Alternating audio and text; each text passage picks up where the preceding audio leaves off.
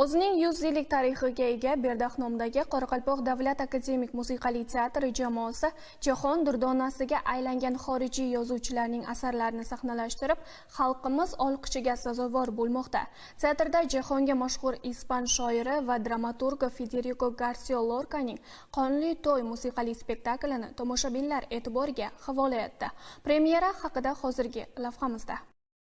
Ispaniyalik dunyoga mashhur shoir va dramaturg Federico Garcia Lorcaning qalamiga mansub Qonli to'y asari jahon xalqlari tomonidan sevib o'qiladi. Turk rejissyori Kamal Bashar tomonidan asar teatr sahnasida sahnalashtirilishi jahon durdonasini Qoraqalpoq tomoshabinlari orasida targ'ib qilish, ularning ma'naviy dunyosini boyitishda muhim ahamiyat kasb etdi. Spektaklda xalqimizga mashhur bo'lgan aktyor va aktrisalar bilan birga yosh iste'dod egalari o'zlariga berilgan rollarni mahorat bilan ijro etdi.